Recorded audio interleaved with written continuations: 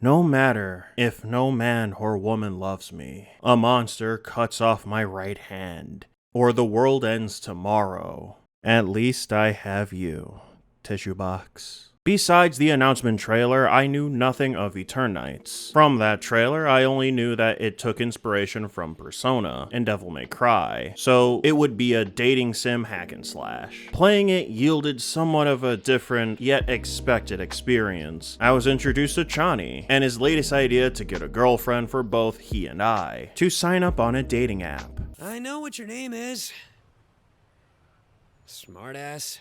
And also, I got to see his favorite pop star on TV, Yuna. I immediately found myself enjoying the dialogue and the interactions that I could have with Chani. This was the experience that I was expecting, knowing that one of the influences was Persona. On another note, I did find the UI lackluster, as I expected the UI to be a little bit more sleek. After some cutscenes, I finally got to control the protagonist for a few moments, and it was nice. Getting to the combat, this is where I felt confused. You press a button 5 times and then do a finisher. You can dodge and get a perfect dodge if you do it at the correct time. Yes!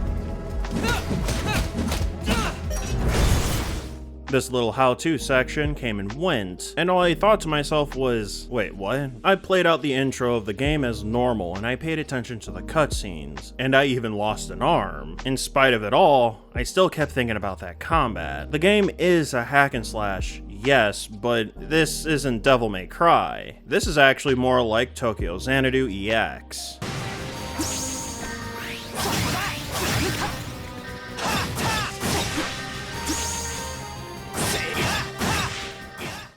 Eternights is not about getting the sickest combo. It's about countering patterns with optimal punishes. That said, I still enjoyed the combat. It simply takes a different lens, and changing expectations. After the first dungeon, I realized that the combat was centered around the elemental attack. All the actions built to that moment. Careful! Feel the fire of our bond!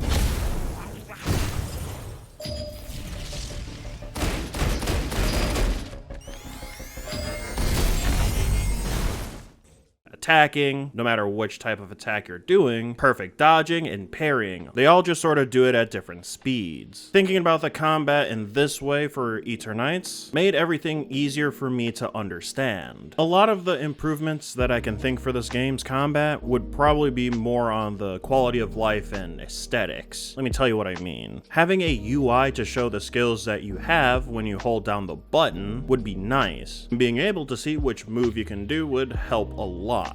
And on the aesthetic side, one of the animations that you'll end up doing for the elemental attack is busting out a chainsaw. The chainsaw animation is, dumb.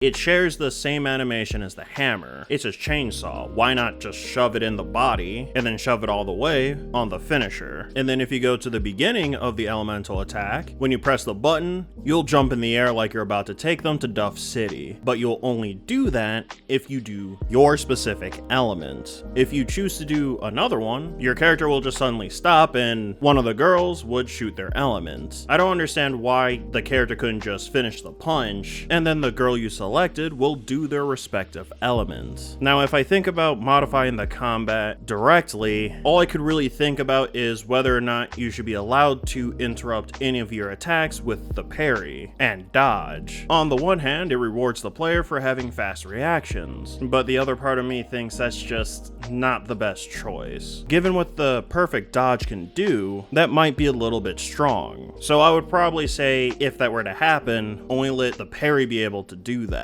There is already end lag, so if you time it incorrectly, you'll be punished. As a whole, I think Studio Sai did a pretty good job with the core combat. From mid-game to the end, I did find it a bit easy, but it's alright because I did have fun. Then we have the other side of the gameplay, which is the life sim. It's simple to understand, and I believe it was pretty good. I'm not one for dating sims or life sims. In fact, I kinda dreaded the idea of character progression being locked behind befriending a character. But fortunately, as I said earlier, I did enjoy the interactions and dialogue between characters, and the options that I got to pick as the protagonist. Although sometimes I'm too nice of a guy to go for the funny options.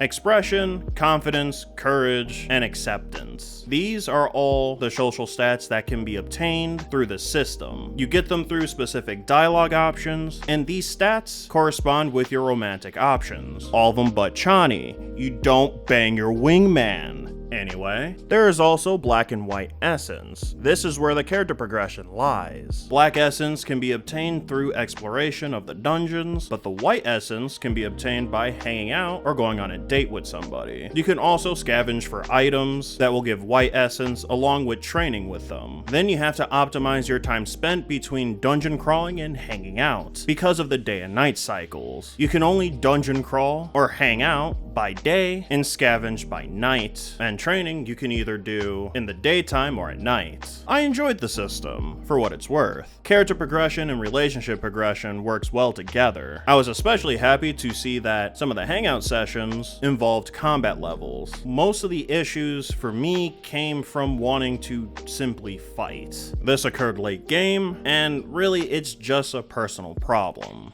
The story of Eternights is okay, but the characters is what made it great. Don't you want science in your corner? It put humanity on the moon. It will save us from the jaws of Armageddon. Hell yeah, welcome to the squad. The party is always more fun with more people. This game is about saving the world, that's it. But you do it with your squad using the power of your arm that can become a sword, a bigger sword, and a bra, I guess. My bra? Really? Down here, it's all anime. The world might be ending, but we'll have fun in these depressing times. Why do you all look like clowns?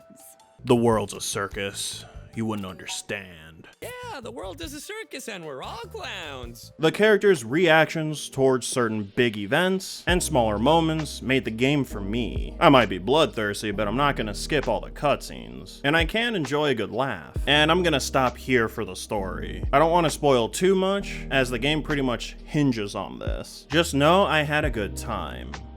The presentation and art direction is solid, but I feel like the UI is lacking. Now, I felt this frame 1, because the title screen felt like more could be done with it. This title screen could be a part of the subway like the game title, and the same thing could be done with the different acts as well. When Chani shows his glorious picture to the protagonist, it's not on its phone. It's just on a blurred background. The pause menu was the only thing I thought was okay, but part of me thought, why couldn't the menu be on a phone, considering how much is used in the story? That would be more interesting for me to look at, and I'm sure other people would feel the same way. I wouldn't ask for anything looking like Persona. I don't really care for that series either. And what's here is serviceable. I just kind of expected a little bit more, and it feels like a missed opportunity. Eternights is a hack and slash life sim that I enjoyed, and I wanted to tell you about it too. Studio Sai, even with a little bit of jank and I guess the fart option, you made a great game, and I wanted to tell you, good job. The game itself is $29.99 normally, but ultimately that choice is yours if you want to buy it. I just recommend it. Anyway, that's it from me. I'll see you on the next one. Hey, thanks for watching. Remember to like, comment, and subscribe for more videos on awesome indie games.